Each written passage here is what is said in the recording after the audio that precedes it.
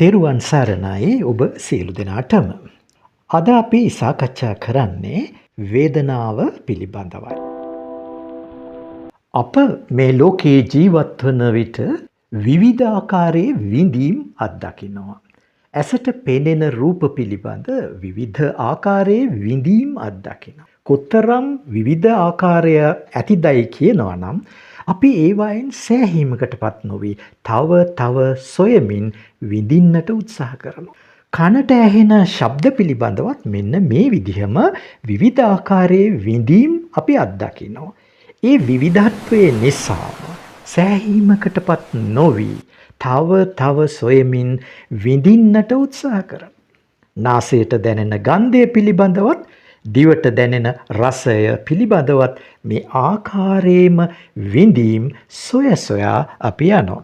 මෙන්න මේ ආකාරයට අප්‍රමාණ වූ විවිධත්වයක් මේ විඳීම් වල තිබෙන නිසාම අපි දැලක පැටලී ඉන්නවා වගේ දැනෙන්නේ.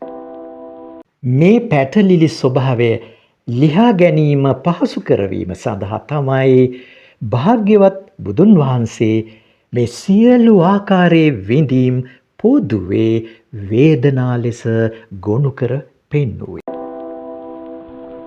සම්බුද්ධ දේශනාවට අනුව මේ සියලු ආකාරයේ වේදනාවන් ප්‍රධාන වර්ග 3ක් ලෙස විස්තර කෙරෙනවා. ප්‍රිය භාවයක් හැඟවෙන සියලුම වර්ගයේ වේදනා සැප වේදනා ලෙස හඳුන්වා තිබෙනවා. අප්‍රිය පීඩාකාරී බවක් හැඟෙන්නා වූ සියලුම වේදනා දුක් වේදනා ලෙස වර්ග කර තිබෙනවා. තවත් වේදනා වර්ගයක් තිබෙනවා. සැපත් නොවන දුකත් නොවන වේදනා. මේ සියලු වේදනාවන් මධ්‍යස්ථ වේදනා නැතහොත් උපේක්ෂා වේදනා ලෙසයි හඳුන්වා දී තිබෙන්නේ. මේ සියලු වේදනාවල පොදු ස්වභාවයන් කිහිපයක් තිබෙනවා. වේදනා වනාහි හේතු ප්‍රත්‍යයන්ගෙන් පහළවන ඵලයක්. ඒ වගේම වේදනාවන් එක දිගට නොපවතින ස්වභාවයක් තිබෙනවා. ඒවා පහළ වී පැවතී අහෝසි වී යනවා. ඒ නිසා ඒවා අනිත්‍ය ස්වභාවයෙන් යුක්ත වෙනවා. යම් හේතුවක් නිසා සතුටක් පහළ වුවොත් එය ඒ මොහොතට පමණයි. ඊළඟ මොහොතේදී ඒකී සතුට අහෝසි වී යනවා. දුකත් ඒ වගේමයි.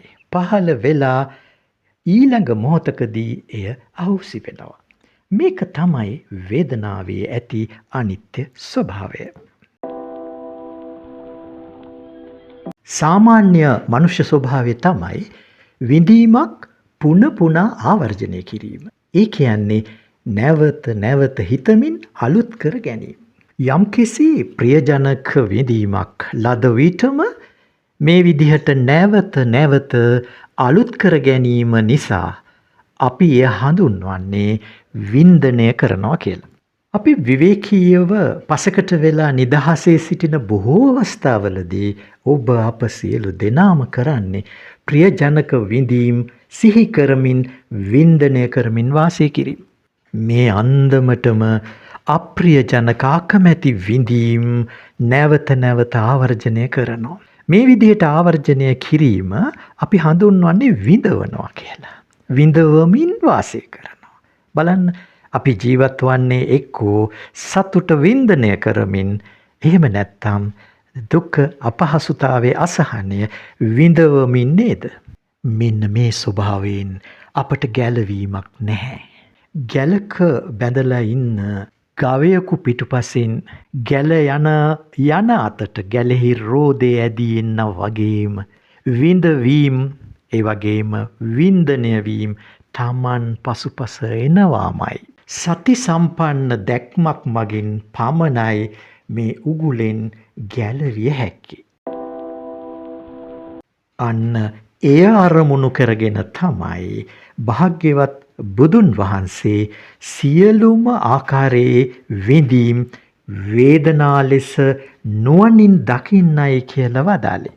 ප්‍රිය උපදවන විඳීමක් නැතිනම් වේදනාවක් ලද සැනෙන්ම අන්න සැප වේදනාවක් පහළ වුණා කියලා නුවණින් දැක ගැනීමයි කළ යුත්තේ. ඒ සමගම එකී සැප වේදනාව හේතු නැති කල්හි පහළ වෙලා හේතු විසිරී යන විට අහෝසි වන අනිත්‍ය ධර්මතාවයක් ලෙසද නුවණින් දැකගත යුතුය.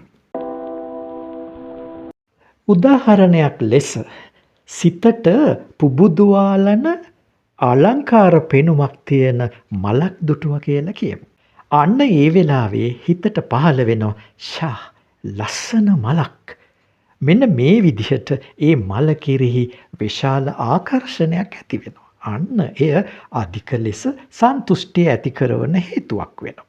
නමුත් අපි එසේ සිතනව වෙනුවට මට සුඛ වේදනාවක් පහළ වූවා ලෙස මල ගැන විමසනවා වෙනුවට තමන්ගේ සිත ගැන විමසීමක් කළොත් අන්න එවිට එම වේදනාව පහළ වී අහෝසි වී යන අනිත්‍ය වේදනාවක් ලෙස දැක ගන්න පුළුවන් වෙනවා. ප්‍රිය උපදවන්නේ නැති පීඩාකාරී විඳීමක් නැතහොත් වේදනාවක් පහළ වූවොත් එසැනින්ම අන්න දුක්ඛ වේදනාවක් මට පහළ වුණා කියලා නුවණින් දැකීමයි කළ යුත්තේ.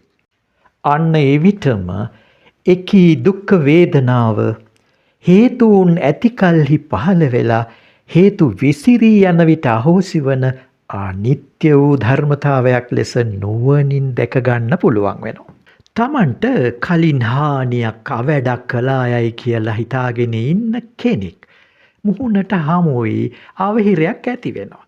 මෙන්න මේ අවස්ථාවේදී පෙර මතකයේ ආවර්ජනය වෙලා මොන කරදරයක්ද මේ කියලා හිතන එක නේද අපි මෙතෙක්කල් පුරුදු වී සිටියේ. ඒ මතකය දරාගෙන පෙර මතකයත් එක්ක එය ගලපලා අර ආව පීඩාකාරී හැඟීම දිගින් දිගටම පවත්වා ගනිමින් විඳවන එක නේද අපේ සාමාන්‍ය ක්‍රමය. නමුත් ඒ වෙනුවට ඔන්න මට දුක් වේදනාවක් පහළ වුණා කියලා නුවණින් දැකීම නේද කළ යුත්තේ. භාග්‍යවත් බුදුන් වහන්සේ වේදනානුපස්සනාව ලෙස විස්තර කර දී තිබෙන්නේ මෙන්න මේ ආකාරයට සිත පවත්වා ගැනීම නේද? හමුවන විඳීම් වේනම් ඒවාට නොබැස ඒවා සැප වේදනාවක් නැතහොත් දුක් වේදනාවක්. එහෙමත් නැත්නම් උපේක්ෂා වේදනාවක් වශයෙන් නුවණින් දකින ලෙසයි භාග්‍යවතුන් වහන්සේගේ අවවාදය. එපමණක් නොවේ එකි වේදනාවන් හේතුන් නිසා පහළ වී හේතුන් විසිරී යන විට අහෝසි වන ධර්මතාවයක් බව නුවණින් දැක ගැනීමයි කළ යුත්තේ.